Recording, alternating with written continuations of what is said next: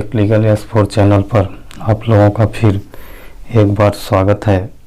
साथियों, आज हम आप लोगों के समक्ष एक बहुत ही महत्वपूर्ण बिंदु, जिसका आंदोलन, जिसका विरोध सदियों से चलता आ रहा है, आरक्षण के बारे में हम आज चर्चा करने जा रहे हैं। कुछ लोगों का मानना है कि आरक्षण सही है, कुछ लोगों का मानना है कि आरक्षण गलत है। वाकई में आरक्षण क्या क्या तात्पर्य है, आरक्षण क्या सही है, क्या गलत है, और आरक्षण का दुष्चक्र क्या है। इस आरक्षण के दुष्चक्र के बारे में आज हम चर्चा करेंगे और हम यह भी प्रयास करेंगे कि क्या अनुसूचित जाति तथा अनुसूचित जनजाति में क्रीमी लेयर तथा नॉन क्रीमी लेयर का मापदंड लागू करना चाहिए या नहीं करना चाहिए। क्या आरक्षण अनुसूचित जाति, अनुसूचित जनजाति को सन आज़ादी के बाद ही दिया गया है, तो क्या यह आरक्षण उनके आरक्षण के भावनाओं पर, उनके लक्ष्य पर क्या खरा उतरा है या नहीं उतरा है। इन सब बिंदुओं पर आज हम चर्चा करने जा रहे हैं, तो कृपया आप लोग वीडियो पूरा देखिए और जहां कहीं भी आप लोगों को कुछ अगर गलत लगे तो उस पर हमें कमेंट करके बताएं कि हमारा कहना गलत है या सही है। तो हम आज की वीडियो चालू करते हैं। साथियों, हम आज चर्चा करेंगे कि जब हमारा देश आज़ाद हुआ था, उस समय लगभग हमारे देश की जनसंख्या जो थी वो लगभग 35 से 40 करोड़ के आसपास थी। उस समय हमारे देश में अनुसूचित जाति की जनसंख्या थी 6 करोड़ और अनुसूचित जनजाति की जनसंख्या 3 करोड़ थी। जनरल की आबादी 20 करोड़ थी, ये ओबीसी की आबादी 20 करोड़ थी और जनरल लगभग 11 करोड़ थे।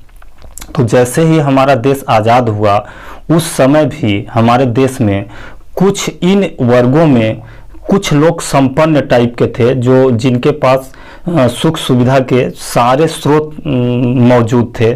उनके पास अच्छी खासी ज़मीन थी, उनका आय का स्रोत भी अच्छा था।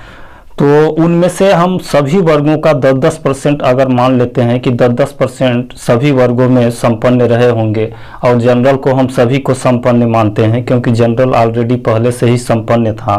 तो हम 80 वर्ग को अगर 6 करोड़ मानते हैं तो 6 करोड़ में से 10% यानी 60 लाख लोग संपन्न रहे होंगे। इसी तरह से एसटी का अगर हम 3 करोड़ आबादी मानते हैं तो 3 करोड़ में से 30 लाख लोग संपन्न रहे होंगे। इसी तरह से ओबीसी का अगर हम 20 करोड़ आबादी मानते हैं तो उसका 10% यानी 2 करोड़ लोग संपन्न रहे होंगे। अब जो संपन्न लोग हैं, उनका रहन सहन, उनका खान पान, उनका शिक्षा दीक्षा, सुख सुविधा तथा पढ़ाई लिखाई एक सामान्य, एक गरीब, एक वंचित, एक शोषित व्यक्ति की अपेक्षा काफ़ी अच्छा रहेगा। तो इन आरक्षणों का दुष्चक्र का मतलब ये है कि इस आरक्षण का फायदा सिर्फ इसी 10% लोगों के द्वारा, जब से देश हमारा आज़ाद हुआ है तब से यही लोग उठाते हुए आ रहे हैं। क्योंकि जो एससी वर्ग के 60 लाख संपन्न वर्ग के व्यक्ति थे, रिजर्वेशन जब लागू हुआ तो उनकी शिक्षा दीक्षा भी अच्छी ढंग से हुई थी, उनका स्वास्थ्य भी अच्छा था, उनके रहन सहन और वातावरण भी उनका अच्छा था। तो उनके बच्चे रिजर्वेशन का फ़ायदा उठाए। फ़ायदा उठाने के बाद फिर रिजर्वेशन लागू हुआ तो उनके बच्चे के बच्चे फ़ायदा उठाए। लेकिन जो वंचित हैं, जो शोषित हैं, जो द्रवित हैं, जिनके लिए न तो खाने के लिए 2 वक्त की रोटी है, न तो पहनने के लिए कपड़ा है और न ही पढ़ने के लिए अच्छी स्कूल है, अच्छे शिक्षक हैं, ऐसे बच्चे, ऐसे व्यक्ति आज दिन तक इन आरक्षण का लाभ नहीं उठा पा रहे हैं। इसलिए आज अगर हमें आरक्षण देना है तो आरक्षण किसको देना है? आरक्षण का मापदंड हमारा सुनिश्चित होना चाहिए। और ये creamy layer, non creamy layer का जो मापदंड है, इसको अति शीघ्र तत्काल अनुसूचित जाति और अनुसूचित जनजाति में भी लागू करना चाहिए। और मेरा सरकार से ये भी मानना है कि जो ये नॉन क्रीमी लेयर का मापदंड बनाया गया है, इस मापदंड पर पुनः विचार करते हुए इसका जो सीमा 8 लाख रुपए निर्धारित की गई है, इसको कम किया जाए। लगभग इसको कम करके 2 या 2.5 लाख कर दिया जाए। माने जो इनकम टैक्स की सीमा है कि 2.5 लाख से अधिक आपकी इनकम है तो आप टैक्सेबल हो जाते हैं, आप टैक्स के दायरे में आ जाते हैं। सेम 2.5 लाख की ही सीमा इसमें भी निर्धारित किया जाए, चाहे ये अनुसूचित जाति के लिए हो, चाहे अनुसूचित जनजाति के लिए हो, चाहे ओबीसी के लिए हो और चाहे ईडब्ल्यूएस के लिए हो। अगर हम यह सीमा निर्धारित करते हैं तभी जो शोषित वर्ग हैं, जो वंचित वर्ग हैं, जो वाकई में गरीब हैं, तभी उनको यह सुविधा पहुंच पाएगी। और हमारे देश में जो हमारे संविधान के आर्टिकल 46 की मंशा है, आर्टिकल 38 की जो मंशा है वो पूरा होगा। साथियों, हमारे संविधान में संविधान का भाग 4 हालांकि ये विधि के द्वारा परिवर्तनीय नहीं है, लेकिन इसको राज्य सरकारों के ऊपर या केंद्र सरकारों के ऊपर छोड़ दिया गया था कि जब भी राज्य सरकारों का यह परम कर्तव्य होगा कि इसके लिए विधि यानी न्यायालय के द्वारा इसको परिवर्तनित तो नहीं कराया जा सकता, लेकिन सरकार इसको विधि बनाते समय इस पर ध्यान रखेगी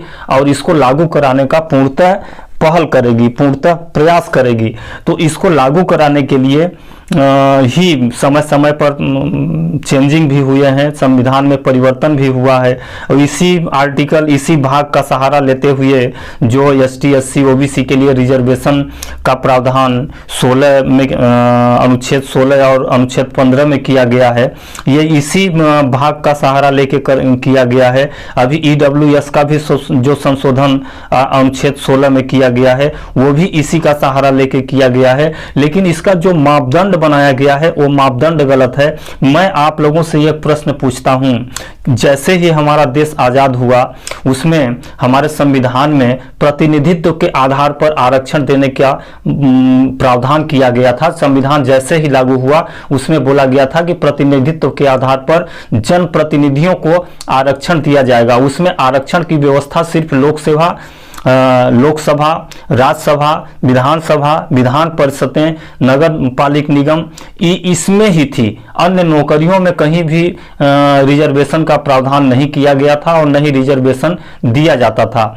लेकिन प्रतिनिधित्व की बात थी, 330 से 334 तक में प्रतिनिधित्व की बात थी और उस प्रतिनिधित्व के हिसाब से हमारे एससी वर्ग के 15 सांसद, हमारे एसटी वर्ग के 7 सांसद, ओबीसी के तो शायद नहीं उस समय लागू नहीं था, लेकिन एसटी और एससी वर्ग के सांसद वहां पहुंच गए। अब हम ये मानते हैं कि अगर ये सांसद, इन सांसद के जो लड़के हुए उन लड़कों को भी अगर रिजर्वेशन दे दिया जाए और वो रिजर्वेशन का फायदा ले लेंगे तो जो झुग्गी झोपड़ी में रह रहे हैं, जो पेड़ के नीचे पढ़ रहे हैं, जो द्रवित हैं, जो शोषित हैं, जिनके पास खाने के लिए 2 वक्त की रोटी नहीं है, उनका शिक्षा दीक्षा और एक सांसद महोदय के बच्चे का शिक्षा दीक्षा में काफी अंतर है, काफी धरती आसमान का अंतर है। और इस तरह का ये प्रावधान रहेगा तो ये माने आरक्षण का दुष्चक्र चलता रहेगा तो हमारे देश में जो ये माने जो समाज में पिछड़े वर्ग हैं, जो द्रवित हैं, जो शोषित हैं, जो वंचित हैं, ये कभी भी मुख्य धारा से नहीं जुड़ पाएंगे। इनका जीवन स्तर कभी भी ऊंचा नहीं उठ पाएगा। आज भी आप भारत के किसी भी गांव में चले जाइए, किसी भी दलित मोहल्ला में चले जाइए, एसटी एससी के मोहल्ला में चले जाइए, उनके बच्चों को देखिए, उनके रहन सहन को देखिए, उनके जीवनचर्या को देखिए, वो आज भी झुग्गी झोपड़ी में रहने के लिए मजबूर हैं, आज भी 2 वक्त की रोटी खाने के लिए मजबूर हैं।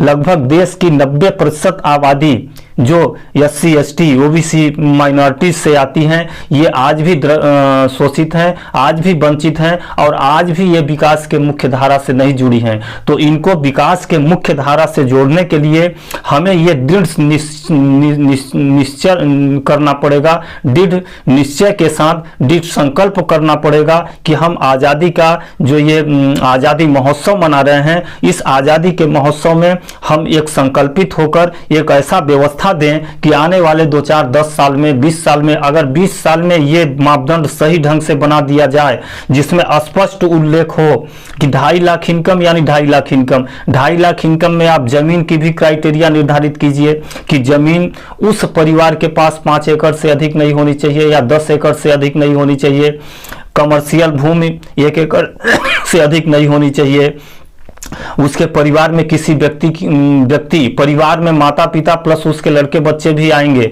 अभी ईडब्ल्यूएस के जो सर्टिफिकेट या अन्य ओबीसी नॉन क्रीमिलियर के जो सर्टिफिकेट बन रहे हैं उसमें अपने आप को बेरोजगार बता देते हैं और अपने आप को परिवार से अलग बता देते हैं। पिता भले एम्प्लॉइज है, पिता भले 1 लाख 1.5 लाख रुपया महीना कमा रहा है, लेकिन अपना आय वो नील शो करके नॉन क्रीमिलियर का फायदा उठा ले रहे हैं। और जमीन चूंकि अभिभावक के नाम है, पिता के नाम है या बाबा के नाम है, वो पैतृक संपत्ति है, उस संपत्ति में जमीन के आगे अपना नील दिखा देते हैं कि मेरे पास कोई जमीन नहीं है। और इस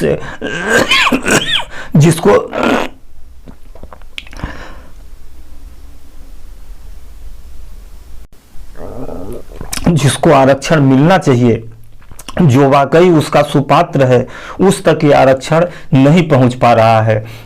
तो इसको पहुंचाने के लिए जो सुपात्र है, जिसको वाकई में आवश्यकता है, उस व्यक्ति तक इस आरक्षण को पहुंचाने के लिए ये सरकार का परम दायित्व बनता है, परम कर्तव्य बनता है और मुख्य जिम्मेदारी बनती है। और इस जिम्मेदारी से सरकार अपने आप को नकार नहीं सकती। मैं अमृत महोत्सव के पूर्व संध्या पर, 15 अगस्त के पूर्व संध्या पर यह सरकार से आह्वान करता हूं कि आप सुपात्र व्यक्तियों को आरक्षण दीजिए। आप जो उस को लेने के लिए योग्य है उस व्यक्ति को आरक्षण दीजिए, ताकि वह व्यक्ति जो वंचित है, जो द्रवित है, जो शोषित है, जिसको 2 वक्त की रोटी नसीब नहीं होती, वह भी समाज के मुख्य धारा में जुड़ सके। इस तरह से इस दुष्चक्र को तोड़ना अति आवश्यक है। अन्यथा डीएम का बेटा डीएम हो गया, तहसीलदार हो गया, एसडीएम हो गया, विधायक हो गए, सांसद हो गए, जिला अध्यक्ष हो गए,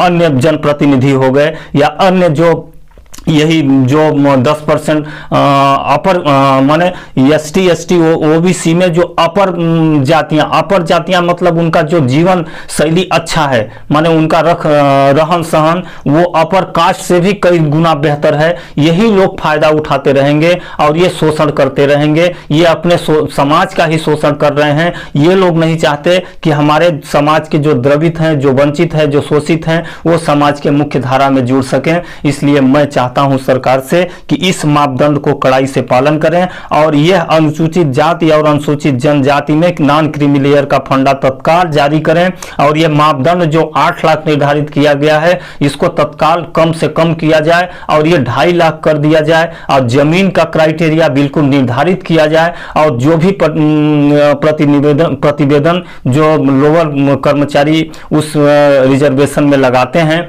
अगर वो गलत पाया जाता है तो तत्काल उस कर्मचारी को निलंबित कर दें और निलंबित करते हुए उस कर्मचारी के ऊपर एफआईआर दर्ज करें, ताकि वह आगे आने वाले किसी भी इस तरह के सर्टिफिकेट में गलत प्रतिवेदन प्रस्तुत न कर सके। आज हजारों प्रतिवेदन जो नॉन क्रीमिलियर ओबीसी के बन रहे हैं, सारे के सारे फर्जी हैं, सारे के सारे फर्जी हैं, ये मैं दावे के साथ कह सकता हूं। क्योंकि वह किसी भी वो जो जाएगा, जो प्रतिवेदन लगाएगा, जो कहेंगे वो लिख देंगे। आप कहते हैं कि हमारा 40,000 या आय दिखा दीजिए, 40,000 आय आपका बन जाएगा, उसके हिसाब से आप नॉन क्रीमिलियर में चले जाएंगे। चाहे आपके पास हजारों एकड़ जमीन क्यों ना हो, चाहे आपके पिता 1.5 लाख 2 लाख रुपया महीना क्यों ना अर्न करते हो, ये सब कुछ नहीं देखा जाता। सिर्फ आप कुछ सुविधा शुल्क दे दीजिए, इस सुविधा शुल्क से आपका सर्टिफिकेट बन जाएगा और सर्टिफिकेट बनकर आप अपने समाज के उन द्रवित, उन शोषित, उन वंचितों के साथ अन्याय कर रहे हैं, जिनको वाकई में आरक्षण की आवश्यकता है, उनको आरक्षण नहीं मिल पा रही है। इसलिए मेरा विनम्र निवेदन है कि सरकार को इस पर गंभीरता से सोचना होगा और गंभीरता से सोचने के बाद इस पर अमल करना होगा और तत्काल नोटिफिकेशन के माध्यम से यह अध्यादेश जारी करे कि ये ST/SC में भी क्रीमिलियर का मापदंड लागू होगा और इसका मापदंड का क्राइटेरिया 2.5 लाख होगा। अगर जिस परिवार के पास इसमें जोड़ा जाए, परिवार का मीन्स बाबा से होगा, बाबा के पास भी अगर जमीन है 5 एकड़ या 10 एकड़ जो भी सरकार निर्धारित करे, तो उसमें उसके आने वाली पीढ़ियां भी सम्मिलित हैं और वह इस आरक्षण का लाभ नहीं ले पाएगा। इसी तरह से यह क्राइटेरिया ईडब्ल्यूएस में भी लागू हो, ओबीसी में भी लागू हो, एसटी एससी में भी लागू हो, तभी जाके जो हमारे समाज के 90% लोग आज भी द्रवित हैं, आज भी शोषित हैं, आज भी वंचित हैं, आज भी सारे चीजों सारे भेदभाव से ग्रसित हैं, वह भी समाज के मुख्य धारा में जुड़ सके। आज देश के आजादी के 75 वर्ष हो गए हैं, लेकिन 75 वर्ष बाद भी इन व्यक्तियों को आजादी नहीं मिली है। जैसे तब था तैसे अब है। इसलिए मेरा सरकार से बार बार निवेदन है और यह भी निवेदन है आप लोगों से भी है, कृपया आप लोग इस वीडियो को अधिक से अधिक शेयर करें ताकि यह वीडियो सरकार के कानों तक जाए और सरकार इस पर सोचने के लिए विवश हो जाए और ये जो मापदंड निर्धारित किया गया है इसको पुनर्निर्धारण करे, पुनर्निर्धारण करके इसकी क्राइटेरिया को कम करे और उसमें स्पष्ट प्रावधान किया जाए। जैसे अभी हम ईडब्ल्यूएस का प्रावधान देख रहे थे, जो प्रावधान की मानक इकाई नहीं है उस अमानक इकाई के आधार पर उनका चयन हो रहा है। चयन भी ऐसा हो रहा है आय प्रमाण पत्र के आधार पर। आय प्रमाण पत्र कैसे बनता है? आय प्रमाण पत्र आप अपने स्व घोषणा के आधार पर आय प्रमाण पत्र बना दीजिए। आप चाहे अपनी आय 10,000 दिखा दीजिए, चाहे 20,000 दिखा दीजिए, चाहे 40,000 दिखा दीजिए। जमीन तो आपके नाम है नहीं, जमीन है तो बाबा के नाम है या पिताजी के नाम है। उस जमीन से आप भैया आपके नाम नहीं है तो आपके नाम नहीं है, नील हो गया, जमीन नील हो गया। आप बेरोजगार हैं, आपकी आय 40,000 है, यानी वह ईडब्ल्यूएस या ओबीसी का रिजर्वेशन का फायदा उठा रहे हैं, जबकि यह सरासर गलत है। इस तरह का जो भी रिपोर्ट, जो भी प्रतिवेदन, जो भी अनुशंसा जो भी कर्मचारी दे रहा है, उस कर्मचारी को तत्काल सेवा से बर्खास्त करते हुए उस कर्मचारी के ऊपर एफआईआर दर्ज करें ताकि वह दूसरा इस तरह का प्रतिवेदन देने का जरूरत न कर सके, ताकि हमारे जो समाज में वंचित हैं, जो शोषित हैं, वो भी समाज के मुख्य धारा में जुड़ सकें। तभी हमारा देश को सच्ची आजादी मिल पाएगी। इसी के साथ मैं अपनी वाणी को विराम देता हूं। जय हिंद, जय भीम, जय हिंद, जय भारत। आप इस वीडियो को अधिक से अधिक शेयर करें और चैनल को सब्सक्राइब भी कर लें। नमस्कार।